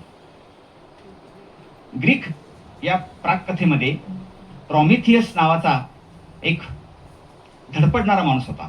तो काय करायचा, कुठंतरी असं स्वर्ग वगैरे म्हणतात तिथं जायचा आणि तिथून अग्नी आणायचा. आणि अग्नी हा माणसाच्या आयुष्याला अत्यंत पूरक आणि पोषक आहे. ही कथा आहे, ग्रीक कथा. हा प्रॉमिथियस हा लोकांना नको वाटायचा, कारण तो वेगळ्या गोष्टी करतो. तुम्ही आता सगळ्या लोकांनी हे असं अनुभवलंच असेल की आपण जर एखादी नवी गोष्ट, लोकांच्या विधायकतेची गोष्ट, पुरोगामी गोष्ट करत असू तर लोक आपल्याला त्रास द्यायला मागं पुढं करत नाहीत. प्रसंगी आपला जीवही घेतात. आत्ता सांप्रत वर्तमानामध्ये ही गोष्ट घडते की नाही सांगा? पुरोगामीचा झेंडा घेऊन एखादा आपला कार्यकर्ता जर लढाई करत असेल तर त्याला फोनवरनं धमकी येते की नाही? त्याला जीवे मारण्याची धमकी येते की नाही? माणसानं कसं जगायचं हा प्रश्न आहे. प्रॉमिथियस हा त्या कार्यकर्त्याचा प्रतिनिधी आहे. प्रॉमिथियसला काय केलं जायचं? प्रॉमिथियसला साखळ दंडामध्ये जखडून ठेवलं जायचं. पोद्दार बरोबर आहे ना, अशी कथा आहे. प्रॉमिथियसला साखळ दंडामध्ये जखडून ठेवलं जायचं आणि उघड्या माळावर ठेवलं जायचं आणि गिधाडं त्याला टोचा मारायचे. हे रात्रभर चाललेलं असायचं. सकाळ होताच प्रॉमिथियसची इच्छाशक्ती इतकी अफाट होती की त्याचे साखळ दंड तुटून पडायचे. त्यातल्या रक्तातनं पुन्हा तो प्रॉमिथियस उभा राहायचा आणि पुन्हा ती अग्नी आणायला जायचा. हा अदम्य जिद्द, इच्छाशक्ती, हे अनेक वर्षे घडायचं. या कथेचा मतितार्थ काय आहे मित्र हो? तर तुम्हाला कितीही टोचा मारू दे, कितीही तुमच्यावर टीका होऊ दे, तुम्ही तुमच्या ध्येयापासून बाजूला जायचं नाही, तुम्ही तुमच्या कामापासून बाजूला जायचं नाही. हा त्यातला संदेश आहे. खलील जिब्रान नावाचा एक लेखक आहे, महाकवी. सिरिया देशातला तो कवी आहे, महाकवी आहे. कधीतरी आपण खलील जिब्रान समजून घेतला पाहिजे. माझे एक पुस्तक पण त्यावर आहे, खलील वाणी. म्हणजे खलील जिब्राननं जे विचार मांडलेले आहेत त्यावरचं मुक्त भाष्य आहे. थोडं अवघड पुस्तक आहे, परंतु ते मी सोपं करून सांगण्याचा प्रयत्न केलेला आहे. त्यामध्ये खलील जिब्रानची एक कथा आहे. कथेचं शीर्षक काय आहे? मी वेडा कसा झालो. मॅडमॅन ही मूळ इंग्रजी गोष्ट आहे. मी वेडा कसा झालो, तर खलील जिब्रान म्हणतो की एके दिवशी माझे 7 मुखवटे गळून पडले, हरवले. गळून पडले नाही तर ते काय झाले? हरवले. 7 मुखवटे हरवले आणि मी जेव्हा बाजारात गेलो तेव्हा लोक मला वेडा म्हणायला लागले, खुळा म्हणायला लागलेत. का म्हणायला लागलेत? कारण माझे मुखवटे काय झालेत? चोरीला गेलेत. आता गोष्ट अशी घडली, ते 7 मुखवटे म्हणजे काय होते?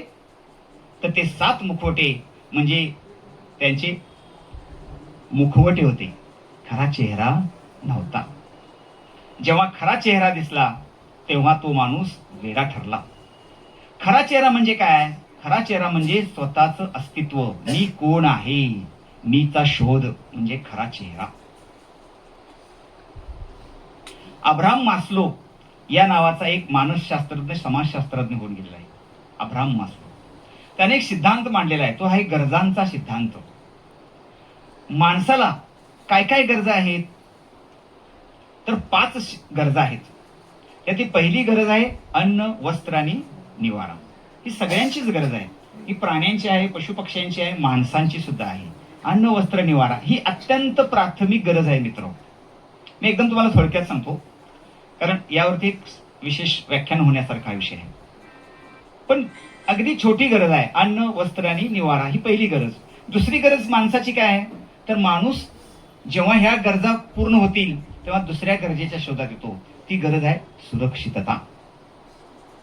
बघा, आपण आपल्याशीच हे पडताळून पाहूया की अन्न, वस्त्र, निवारा झाल्यानंतर आपल्याला सुरक्षेची काळजी वाटते की नाही? कोल्हापुरात आपल्याला आता वाटत नाही, पण कधीतरी आपण काश्मीरमध्ये गेलो तर ते लक्षात येईल. पण बंगल्यात राहतो, सगळं आहे, पण बाहेर कशा आहेत? सगळ्या गल्लीमध्ये बंदूकधारी माणसं असतील तर आपली मानसिकता सुरक्षिततेची असेल का असुरक्षिततेची? असुरक्षिततेची असणार. तिसरी गरज अब्राहम मास्लोने सांगितली, हे सगळं आहे, आपल्याला सुरक्षितता पण आहे, पण प्रेम मिळत नसेल तर? ह्या सुरक्षितता म्हणजे तुरुंग वाटेल. आणि म्हणून माणूस हा प्रेमाचा भुकेला आहे. त्याला सुरक्षिततेबरोबर प्रेमाची आवश्यकता आहे, मायेची आवश्यकता आहे, कुटुंबातल्या सलोख्याची आवश्यकता आहे. ही तिसरी गरज अब्राहम मास्लोनं सिद्धांत म्हणून मांडलेली आहे. चौथी गरज अत्यंत महत्वाची आहे. चौथी गरज, हे सगळं होत आलं की माणूस समाजातलं आपलं स्थान शोधण्याचा प्रयत्न करतो. माझी सामाजिक स्थिती काय आहे, मी कुठं आहे. गल्लीत असेल तर मला गल्लीत किती लोक ओळखतात, काय म्हणून सन्मान देतात. बघा ना, एखाद्या गल्लीतल्या माणसाला नारळ वाढवायचा जर सन्मान दिला तर त्याला किती आतून आनंद होतो की नाही सांगा. तर माणूस समाजामध्ये आपलं स्थान शोधण्याचा प्रयत्न निश्चित करतो. तो कोणत्याही गटाचा असू दे, कुठल्याही सामाजिक स्थितीतला असू दे, तो सामाजिक स्थान शोधतो. आणि 5वी गरज म्हणजे स्वचा शोध आहे. हा स्वचा शोध ज्यांना लागतो ती माणसं मात्र ध्येय वेडानंच काम करतात असं स्पष्ट होतं. या पुस्तकामध्ये ध्येयवेडी माणसं वारके सरांनी 10 सांगितलेली आहे. बऱ्यापैकी बोलणं झालेलं आहे की यामध्ये 7 प्राध्यापक आहेत, एक पर्यावरण प्रेमी आहेत, एक शाहू प्रेमी आहेत, एक गरिबांचे डॉक्टर आहेत, असं सगळं आहे. परंतु या सगळ्यांमध्ये वारके सरांचं मी जेव्हा लेखन वाचत होतो तेव्हा वारके सरांनी काय काय केलं असेल आपल्याला वाचायला सोपं वाटतं. मी तुम्हाला सांगू का, एक वाक्य लिहायला लेखकाला 1 तास विचार करावा लागतो. आलं का लक्षात?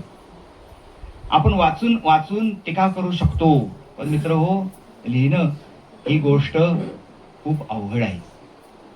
पण एकदा जर तुमची लिहिण्याची तुम्हाला फ्लो मिळाला तर तुम्ही झर झर झर झर झर झर लिहूही शकता. वारके सरांनी खूप कष्टप्रद असे हे काम केलेलं आहे. ही माणसं त्यांनी शोधलेली आहेत, हेरलेली आहेत. म्हणजे साळोखे सर असतील, जे के पवार सर असतील, यांच्याकडे ते गेलेले आहेत. मला मार्गदर्शन करा. त्यांना एकाच माणसांवरती एखादं चरित्र लिहिता आलं असतं, परंतु नाही. वारके सर, तुम्ही चांगली गोष्ट केली की एकाच माणसावर एक मोठं पुस्तक लिहिण्यापेक्षा 10 माणसांवर पुस्तक लिहिलं. 10 माणसं म्हणजे 10 चरित्रच आहेत या पुस्तकातली. ध्येयवेडी माणसं आहेत. ही ध्येयवेडी माणसं आहेत. यांच्यातला समान धागा मला कोणता वाटतो तर ही सगळी माणसं वाचनाशी संबंधित आहेत, ही अक्षराशी संबंधित आहेत. म्हणजे इव्हन डॉक्टरांचं चरित्र जर ह्या पुस्तकातलं वाचलं तर किती प्रतिकूल परिस्थिती डॉक्टर तुमच्यावर आली तुमच्या शिक्षणाच्या काळामध्ये, परंतु त्यातूनही त्यांनी पुढं शिक्षण घेतलं, ग्रंथांचा सहवास घेतला, ग्रंथ वापरलेत, ग्रंथ अभ्यासलेत, आणि म्हणूनच ही माणसं वेगळ्यापणानं येत आहेत. मला खरंच उत्सुकता आहे की दीपक शेट्टींच्या घरात गेलं पाहिजे. जेवढ्या लवकर जाता येईल तेवढ्या मी लवकर जाणार आहे, कारण खरंच गेलं पाहिजे. म्हणजे तुम्हाला आश्चर्य वाटेल, पाश्चात्यामध्ये, युरोपमध्ये जर माझ्या घरी तर एखादा कंदील असेल तर मी काय करेन? तो कंदील, युरोपची एक संस्कृती आहे. काय संस्कृती आहे तर जतन साक्षरता म्हणून एक गोष्ट आहे. जतन साक्षरता, वस्तू जतन करून ठेवण्याची एक साक्षरता, लिटरसी जी आहे ती युरोपमध्ये जास्त आहे. आपल्याकडं काय आहे? आपल्याकडं हे सगळं रद्दी कधी एकदा बाहेर जाईल, ह्या वस्तू कधी एकदा भंगारात घालून त्यातले 100 रुपये मला मिळतील असं पाहिलं जातं. युरोपमध्ये असं होत नाही. युरोपमध्ये कंदील सुद्धा जपून ठेवला जातो. आपल्याकडे नेताजी कदम म्हणून इथं आयुर्वेद ख्रिश्चन हायस्कूलच्या जवळ छोटं जुन्या पुस्तकांचं दुकान आहे. म्हणजे मला हे म्हणजे खेदानं सांगावंसं वाटतं, नेताजी कदमांच्याकडे मी जुनी पुस्तकं खरेदी करायला जातो तेव्हा वहिनी साहेब नेताजी कदम मला सांगतात की अमक्या अमक्याचा फोन आलाय आणि काय म्हणतोय तो मुलगा, बाबांनी माझ्या घरात पुस्तकांचे गट्टेच्या गट्टे ठेवलेले आहेत, ते तुम्ही घेऊन जावा. दुर्दैव आहे ना आपले, घेऊन जावा म्हणतोय. पाहिजे तर रिक्षाचे पैसे मी देतो, तर एवढी रद्दी न्या. ते खरं तर सोनं आहे. दुर्मिळ पुस्तकं त्यामध्ये आहेत. म्हणजे मला तुम्ही विचाराल तर महानुभव पंतांविषयी अत्यंत दुर्मिळ ग्रंथ मला नेताजी कदम यांच्याकडे मिळालेली आहे. जुनी संगीत नाटकं तिथं आहेत. तर दीपक शेट्टींच्याकडं 250 प्रकारची मापं आहेत. बरोबर सर? 250 प्रकारची मापं. म्हणजे तुमच्या घरामध्ये आता मला वाटत नाही कोळवं, चिपटं, मापटं, आडीसरी आहेत की नाही हे शब्द. आता ते आमच्या मुलांना कदाचित माहीत नसतील, विस्मृत जातील. लोक असं म्हणतात की ते शब्द गेले, त्याच्या बदली नवीन शब्द आलेत ना आपल्याकडं. त्याच्या बदली आर्कुड आले आपल्याकडं, नेटफ्लिक्स आले, हे शब्द आलेत की. परंतु ही आपली संस्कृती आहे, त्यांनी ती जपून ठेवलेली आहे. संस्कृती जपून ठेवण्यामध्ये दीपक शेट्टींचा मोठा वाटा आहे असं माझ्या ह्या पुस्तकाच्या दर्शन लक्षात आलं. म्हणजे त्यांच्याकडे आणखी काय आहे? 85 प्रकारचे तराजू आहेत. ही आश्चर्याचीच गोष्ट आहे. आणि घर म्हणजे त्यांचं संग्रहालय झाले. त्यांनी भरपूर नोटा, नाणी, गणित आहे हा त्यांचा एक वेगळाच प्रकार. दीपक शेटे एक, हा दिलीच पाहिजे भेट. इथे जेवढे आहेत त्यांनी पुस्तक खरेदी करावं, खरंच करावं. खरं तर मी अशा विचाराचा आहे, पुस्तकातला सगळा आशय सांगायचा नसतो, मग त्यात ती मजा जाते. बघा ना, चित्रपट दाखवतात, ट्रेलर तेवढा दाखवतात, आणि ट्रेलर पण असं दाखवतात की आता कधी एकदा आपण बघायला जाऊ. पुस्तकांच्या बाबतीत, पुस्तक प्रकाशनाच्या बाबतीत पण अशीच गोष्ट घडली पाहिजे. मी फक्त सांगेन तुम्हाला ही ध्येयवेडी माणसं, परंतु आतला आशय सरांच्या लेखणीनंच आपण अनुभवावा, खरंच अनुभवावा. मी सांगेन का, कारण उत्तम तलवार इथं आहेत. म्हणजे काय शिक्षक असू शकतो, किती वेडा शिक्षक असू शकतो. म्हणजे आम्ही जवळजवळ 10-11 वर्षे उत्तम तलवारनी मी एकत्र काम करतोय. मी शिक्षकांचा अधिकारी असल्यामुळं काही गोष्टी करतोय मी, आणि त्या वैनीसाहेब जरा अधिकारवानी करतोय. शिक्षकांना एकत्र घ्यायचं, 500 शिक्षकांना एकत्र घ्यायचं, उत्तम तलवारनं त्यांच्यासमोर न्यायचं. पहा हे शिक्षक काय करतात. यांच्याकडे 35,000 संग्रह आहेत, नोटा आहेत, नाणी आहेत. हा वेडा माणूस अक्षर किती छान काढतो, आवाज नकला काढतो, असा बहुगुण असणारा शिक्षक आहे. संजय वारके सुद्धा माझ्या संपर्कात अशाच एका अभियानातून आलेले आहेत. कोरोना काळामध्ये सगळं जग थांबलं, तेव्हा मी असा विचार केला की शिक्षकांना कामाला लावूया. कसं कामाला लावायचं, तर शिक्षकांचे अनुभव आहेत, त्यांनी आपल्या अनुभवाच्या काही कथा लिहाव्यात.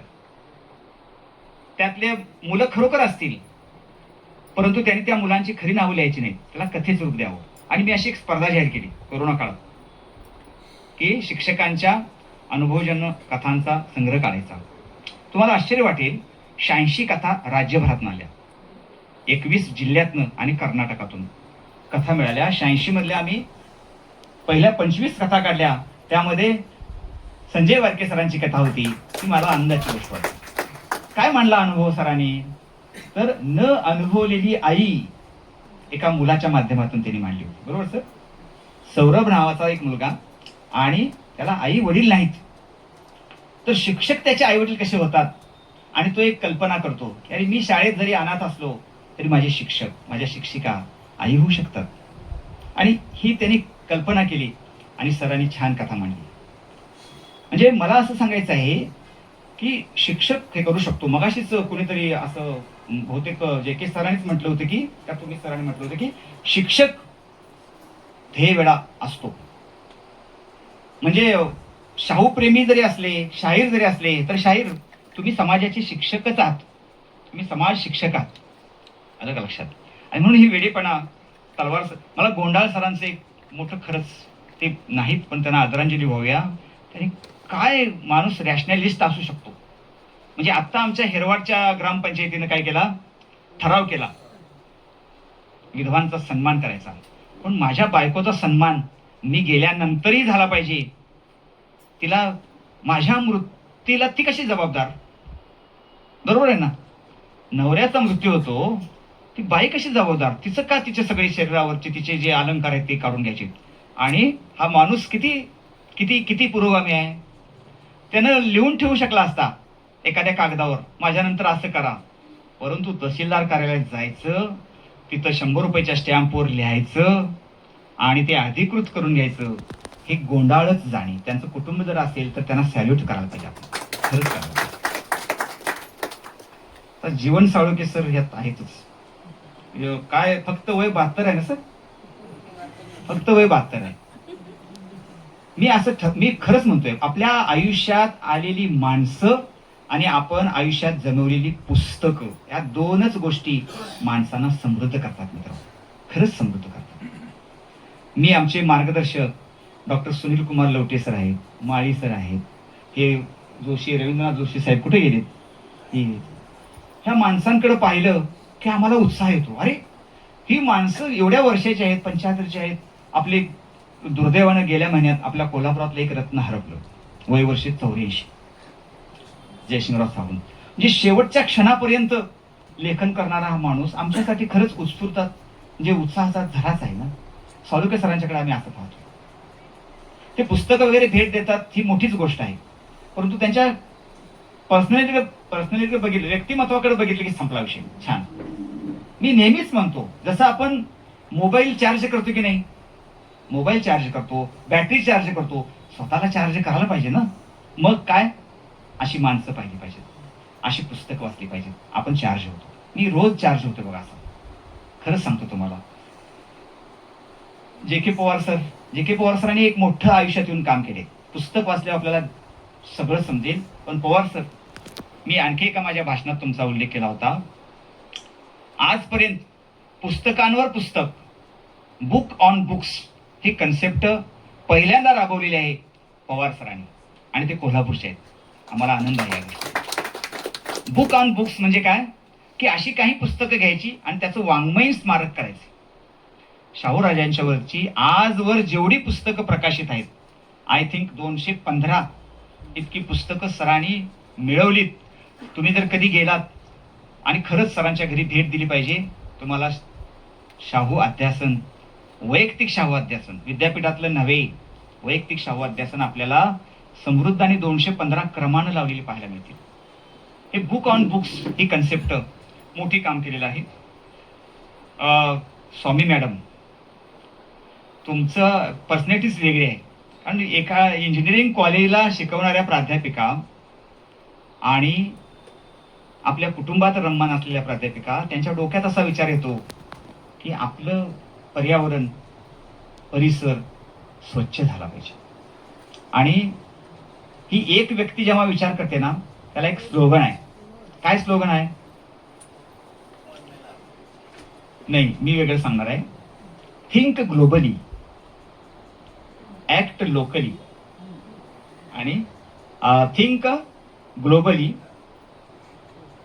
आणि ऍक्ट लोकली म्हणजे असा विचार करायचा की राष्ट्राचा विचार करायचा. आम्ही काय करतो की देश स्वच्छ झाला पाहिजे असे भाषणातून सांगतो, पण सुरुवात कुठनं करायची?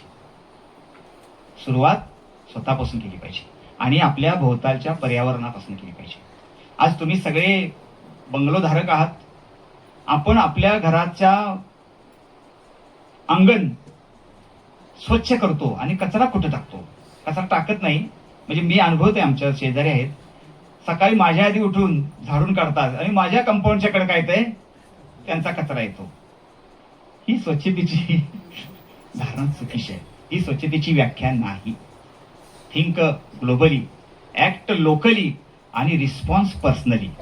मग आता शब्द, तिसरा शब्द आहे think globally, act locally and response personally. म्हणजे व्यक्तीनं हे काम सुरू केलं तर ते चांगलं होतं. विदुरा स्वामी, पर्यावरण प्रेमी, असं तुमचं शीर्षक आहे. ते पण यमक जुळवलेलं आहे इकडं. राजू भगत, काय माझ्या व्हॉट्सअपवर सतत तुमचं पाहतोय आम्ही. कुठं कुठं जाताय, नदीवरती पंचंग्याच्यावर जाताय, सांगताय सगळं. आणि खरंच शिवशाहीर, ह्यांना काय काय येत नाही हा माझ्या समोरचा प्रश्न आहे. काय काय येत नाही? म्हणजे खेळात आहेत, फोटो काढण्यात आहेत, शिल्पकार आहेत, चित्रकार आहेत, फक्त तुम्हाला शिवशाहीर म्हणून ओळखतात. परंतु शिवशाहिराच्या पलीकडे तुमचं पर्सनॅलिटी आहे. हे खरंच आपण वाचून पाहूया. रमेश भिवरे हे इचलकरंजीचे आहेत. त्यांचं एक वाक्य खरंच नोंद करण्यासारखं आहे. त्यांनी काय म्हटलंय वाक्य, तुमचा ग्रंथ 1476 पानांचा आहे. म्हणजे काय बृहद खंड आहे, म्हणजे मोठा आहे. आणि त्यांनी ते म्हटलंय की इतके वर्षे मी काम करून सुद्धा वहिनी साहेब, ते म्हणतात की मला 2 आण्याचा सुद्धा शिवाजी महाराज कळलेला अजून नाही. किती नम्रता आहे आणि किती काम आहे आणि किती सज्जनता आहे, साधेपणा आहे. लेखकाकडे खरंच असा साधेपणा पाहिजे. आजकाल आम्ही भरपूर लेखक वगैरे पाहतो, तर एक वेगळ्या कंपूमध्ये, वेगळ्या मानसिकतेनं काम करताना दिसतात. तेव्हा हे भिवरे सर हे आपल्याला खरंच आयडियल वाटतात. सर, आम्ही इचलकरंजीला येतो नेहमी. तिथं आमची समाज प्रबोधन संस्था आहे, आमचे 100 कार्यकर्ते आहेत तिथं सेवा दलाचे. तर तुम्हाला नक्की आम्ही इचलकरंजीत मी येऊन भेटणार आहे. डॉक्टरांच्या बद्दल तरी काय, गरिबांचे डॉक्टर म्हणून तुम्हाला संबोधलेलं आहे. तुमचं वेगळ्या प्रकारे चित्रण वारके सरांनी निश्चितच केलेलं आहे. आणि विशेष आजच्या कार्यक्रमाचे जे पाहुणे होते त्यांनीही तुमचा लाभ घेतला. हा सगळा योगायोगाचा भाग आहे. डॉक्टरांनी आपण वाचून घ्यावं, समजून घ्यावं. तुम्ही खरं तर डॉक्टर वैद्यकीय सेवेचे एक प्रतिनिधी म्हणून या पुस्तकात असा माझा एक अनुमान आहे. कारण असेही डॉक्टर असू शकतात. म्हणजे चंगळवादाच्या पार्श्वभूमीवर आज वैद्यकीय क्षेत्रात डॉक्टर तुमची क्षमा मागून सांगतो की काय काय गोष्टी बऱ्याच चाललेल्या आहेत याचा अनुभव घेतोय. म्हणजे मी सहज म्हणून माझी कंबर दुखते म्हणून दाखवायला गेलो, थेट MRI काढायला लावला मला. 6500 MRI. म्हणजे मला म्हणजे गरज असेल सुद्धा मला माहिती नाही, परंतु मला MRI काढायला लावला. आणि अशा वातावरणात डॉक्टरांचं चरित्र आम्हाला पाहायला मिळतं आणि एक आम्हाला उभारी मिळते आमच्या जगण्याला, जीवनाला, की अशी व्रतस्थ माणसं आहेत. तुम्ही शब्द लिहिलाय त्यांच्यासाठी, व्रतस्थ माणसं, आपलं व्रत घेऊन काम करणारे असे डॉक्टर आहेत बरं का. म्हणजे मुरगुडला तुम्ही जाल तर डॉक्टर श्रीकृष्ण देशमुख आता अध्यात्म क्षेत्रात काम करतायत. तिकडं आजऱ्याला गेलात तर आणखी एक डॉक्टर वेगळे आहेत. असे डॉक्टर म्हणजे वैद्यकीय क्षेत्रातले म्हणूया, असे म्हणजे काही डॉक्टर तर मी पाहिलेले आहेत की पेशंट धनगरवाड्यात आलेला असतो. काय घेऊन आजारी आहेस, बरं तुला काय पैसे येताना घेऊन आलायस काय तर नाही माझ्याकडे 50 रुपये आहेत, बरं गोळ्या घे आणि हे 10 रुपये घे आणि तू एसटीला जा. ते डॉक्टर आणि देतात. अशीही उदाहरणं आहेत. त्यापैकी डॉक्टर साहेब आपण आहात. आपण आमचे खरंच एक आदर्श व्यक्तिमत्व म्हणून या पुस्तकामध्ये आलेला आहात. शेवटचा जो कळसाध्याय आहे, 10 नंबरचं व्यक्तिचित्रण, ज्या इमारतीत आपण बसलेलो आहोत त्याचे सर्वेसर्वा रवींद्रनाथ जोशी यांच्यावरचा हा व्यक्तिचित्रणात्मक लेख, ललित गद्य असं आपण याला म्हणू शकतो, वारके सरांनी लिहिलेला आहे. वारके सरांनी पहा या सगळ्या माणसांना भेटून त्यांची माहिती घेतलेली आहे, मुलाखती घेतलेल्या आहेत, त्यांच्या सगळ्या सोयऱ्यांना भेटलेल्या आहेत. आम्हाला माहिती द्या, मला द्या. म्हणजे हे मी असं समजतोय की हे 10 लेख म्हणजे 10 रिसर्च पेपर आहेत, शोध निबंध आहेत. लक्षात घ्या.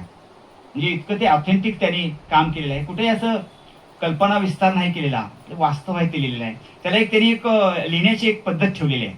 म्हणजे सुरुवातीला एक उतार असा केलेला आहे की कळत नाही माणूस कोण आहे असं ते म्हणजे एक सूचक लिहितात. आणि मग पुढच्या उतारात हे अमुक म्हणजे कोण, तर रवींद्रनाथ जोशी. मग त्यांचा जन्म कुठं झाला असं त्यांची बॅकग्राऊंड लिहितात. मग त्यांचं कार्य लिहितात. अशी यांची लिहिण्याची शैली प्रवाही आहे, वाचाविषयी वाटणारी आहे, शब्द अचूक आहेत. मग रवींद्रनाथ जोशींच्या बद्दल त्यांनी लिहिले ना की हे मला माहिती होतं, पण तो काळ औदुंबरमध्ये जन्म आणि अमेय जे आहेत का, अमेय जोशी, म्हणजे हा लेख संपूर्ण जोशी कुटुंबासाठी एक ठेवा ठरणार आहे पुढच्या पिढ्यांना.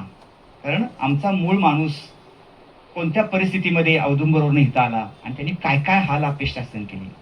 हिमनगाचं आपल्याला फक्त टोक माहीत असतं. हिमनग किती भागात विभागलेला आहे, 8 भागात विभागलेला आहे. समुद्राच्या वरती जे आपल्याला हिमनगाचं टोक दिसतं तो 1 अष्टमांश भाग असतो. खाली किती भाग आहे, 7 अष्टमांश भाग खाली आहे. हा कधी आपण समजून घ्यायचा. जोशी साहेब औदुंबरमध्ये म्हणजे 9 भावंड, भाऊ 9 आणि 2 बहिणी म्हणजे किती माणसं झाली ते यांच्या ह्यांना सगळे मिळून, यांच्या आई वडिलांना 11. म्हणजे क्रिकेटची टीम होणार इतकी यांचं कुटुंब मोठं झालं. आणि सगळे नाथ आहेत. म्हणजे रवींद्र असेल तर रवींद्रनाथ, आपले त्रिभुवननाथ, सगळे नाथ आहेत. आणि मग परिस्थितीला झगडत जोशी साहेब या की या पुढे या. जोशी साहेब 1972ला कोल्हापुरात आले. खरंच ते समजून घेतलं पाहिजे. अक्षरशः सायकलवरनं तुम्ही पुस्तकं वाचलेली आहेत, सर्व वाहनं वापरून पुस्तकं. पहिलं त्यांनी काय वाटलं असेल तर कॅलेंडर वाटलेले आहेत, बरोबर आहे ना. कॅलेंडर वितरण करून सगळं केलं. मग पुस्तक स्टॉल घातले. श्रीनाथ हे त्यांचं पुस्तक मूळ पुस्तकालय होतं. ते पुढं नंतर बंद पडून आता अभिनंदन आहे, इथं अक्षरदालन आहे. असं सगळं करत मला खरंच जोशी साहेब काकींचं खूप कौतुक वाटतं. ते सरांनी, वारके सरांनी अत्यंत छान सर आलेले आहे, त्यांच्याबद्दल टाळ्या वाजवल्या पाहिजेत आपण. आणि आज आपल्याला जे जवळजवळ 3000 स्क्वेअर फुटामध्ये 3000 स्क्वेअर फुटामध्ये अक्षरदालन आहे. 3000 स्क्वेअर फुटामध्ये तुम्ही सांगा मला, 3000 स्क्वेअर फूटची जागा आणि मध्यवर्ती ठिकाणी इथं कुठला व्यवसाय करायचा हे जर दुसरा माणूस असता तर त्यानं बदलला असता. कोरोना काळात मी त्यांचं इथं पाहिलेलं आहे. कारण कोरोना काळामध्ये माणसं जगू पाहत होती, पुस्तक घेऊ शकत नव्हती, घेत नव्हती. अशा अत्यंत प्रतिकूल परिस्थितीमध्ये त्यांचा तो काळ मी पाहिलेला आहे. आणि म्हणून वारके सरांनी त्या पुस्तकात एक छोटे टिप्पण टाकलेलं आहे. ह्यांना सपोर्ट करणारी कोण असेल व्यक्ती सगळ्यात मोठी, तर काकी आहे, त्यांच्या पत्नी आहे. तिला बसवायचं स्टॉलवर आणि आपण सायकलवरनं सगळीकडे काय पिशवी घ्यायची. सगळ्या प्रकारची वाहनं वापरून म्हणजे जिल्ह्यामध्ये सगळ्या तालुक्यांमध्ये काका पुस्तक वितरणाला गेलेली आहेत. आज जे आपल्याला हे भव्य रूप दिसतं हे हिमनगाचं टोक आहे. काका समजून घ्यायचे असतील तर मित्र हो, निश्चितच रवींद्रनाथ जोशी हे कळसा अध्याय आपण या पुस्तकातला वाचला पाहिजे. मी सहज गमतीनं असा म्हटलेलं आहे की ही 10 वेडी माणसं म्हणजे दशानन आहेत. दशानन म्हणजे रावण असं समजू नका, रावण असं समजू नका. दशानन म्हणजे 10 तोंडा असणारी माणसं आहेत. परंतु त्यांचा जो विचारसूत्र आहे, त्यांचा जीवनाचा प्रवास करण्याचा जो मार्ग आहे आणि ग्रंथसखा मित्र, अक्षर मित्र होऊन ज्यांनी जे मार्गक्रमण केलेलं आहे ते आपण दशानन या अंगानं समजून घेतलं पाहिजे. पुस्तकाची निर्मिती अभिनंदन प्रकाशनचे प्रकाशक यांनी उत्तम केलेली आहे. त्रिभुवन जोशी उत्तम केलेली आहे. ध्येयवेडी माणसं हे मुखपृष्ठ पाहिलं तरी आपल्या लक्षात येईल की अचूक बाण मारायचा असेल तर तो कसा मारायचा हे सूचक असं मुखपृष्ठ केलेलं आहे. मलपृष्ठावरती प्रकाशकांनीच पाठराखण भलावण केलेली आहे. आणि अत्यंत छोटं पुस्तक असलं, जवळजवळ 125 पानाचं पुस्तक आहे, पण चांगली अक्षरदालन आणि या परिवाराची एक खासियत आहे की पुस्तक निर्माण करायचं तर ते गुणवत्तेचं करायचं, त्यामध्ये तडजोड करायची नाही. तर ही तडजोड न करता झालेली निर्मिती आहे. संजय वारके सरांना हे पुस्तक याची प्रकाशित होणारी ही जी आवृत्ती आहे ती लवकरात लवकर संपली पाहिजे, कारण दुसरी आवृत्ती तयार करायची आहे. आणि त्यामध्ये एक सुधारणा मी सांगणार आहे. दुसरी आवृत्ती करताना यामध्ये 10 आहेत, त्यामुळे 125 पानाचं पुस्तक झालेलं आहे. आणि 5 जर व्यक्तिचित्र तुम्ही वाढवलीत तर हे पुस्तक चांगला एक छोटा मजबूत असा ग्रंथ होईल. आणि तो ग्रंथ लवकर लवकर लवकर व्हावा अशा मनपूर्वक शुभेच्छा देतो. तुम्ही माझं मनोगत, मला शंका होती सुरुवातीला की मी काय बोलायचं, कारण पुस्तकावर तरी सर बोललेले आहेत, पण ठीक आहे, जे जे आत माझ्या साठलेलं आहे ते अगदी विरेचित होऊन कॅथर्सिस होऊन बाहेर पडलेलं आहे. मी या पुस्तकाच्या ऋणातून खरं तर माझ्यावर दिलेली जबाबदारी आहे तो मोकळा झालेलो आहे. छान मला वाटतंय. तुमच्या सगळ्यांच्याकडे बघून असं मला वाटत होतं की ज्ञानदेवानी जो सुरुवातीला आपल्याला आवाहन केलं होतं, तरी अवधाने केली दिजी, ते तुम्ही पाळलं, त्याबद्दल तुमच्या सगळ्यांचे आभार मानतो.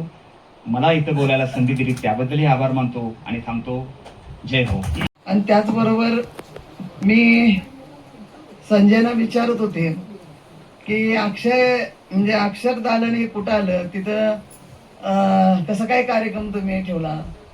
तर ते म्हणाले की माझी एक वेगळी कल्पना आहे की सगळीकडे पुस्तकं असावीत आणि त्यामध्ये माझ्या पुस्तकाचं प्रकाशन व्हावं, ही माझी छोटीशी अपेक्षा होती. आणि ते अक्षरदालनाच्यामुळं या ठिकाणी पूर्ण होते, म्हणून मी हा कार्यक्रम इथं ठेवला. खरोखर अक्षरदालनामध्ये इतकी सुंदर सजावट पुस्तकांची आणि त्यामध्ये आमचं या ठिकाणी कार्यक्रम आणि तुमच्या पुस्तकाचं प्रकाशन होते, त्याबद्दल मला मनापासूनचा आनंद झाला. आणि त्याचबरोबर तुमच्या पुस्तकाचं प्रकाशन झालं हे मी पहिल्यांदा सगळ्यांच्या समोर जाहीर करते. अत्यंत म्हणजे मुसळधार पाऊस होऊन जावा आणि त्याच्या पागोळ्या म्हणजे पावसाच्या पागोळ्या ज्या आहेत त्या पागोळ्यांच्या टपट्या पावळ्या, म्हणजे पावळणी आपण म्हणतो, त्या ग्रामीणमध्ये पागोळ्या पण म्हणतो आपण, दोन्ही शब्द माहिती असावे सर. तर त्या टपटपणाऱ्या पागोळ्या, त्या पावळण्या ज्या असतात त्यांच्या आवाजामध्ये मंत्रमुग्ध होऊन जावं, तसं सुतार सरांच्या आवाजामध्ये आम्ही आता या ठिकाणी सुतार साहेबांच्या आवाजामध्ये या ठिकाणी मंत्रमुग्ध होऊन गेलो की या सगळ्या चरित्रांचा म्हणजे उहापोह त्यांनी चांगल्या रीतीने या ठिकाणी केला. खरोखर प्रत्येक व्यक्तीवर मला बोलायचं होतं ते आता तुम्ही सगळं बोलून टाकले, कारण एवढं सुंदर म्हणजे तुमची व्यक्तिरेखा प्रत्येकाची. धैर्यशीलनी पण चांगल्या शब्दामध्ये तुमच्या सगळ्यांचं वर्णन केलं. आणि ज्या दिवशी पुस्तक सरांनी माझ्या हातात दिलं त्या दिवशी माझी तब्येत बिघडली. परवा दिवशी यांनी पुस्तक पाठवून दिलं आणि जवळजवळ मी तुमच्या मुरगुडचा कार्यक्रम आवरून घरी तोपर्यंत मला फूड पॉयझनिंग म्हणजे जरा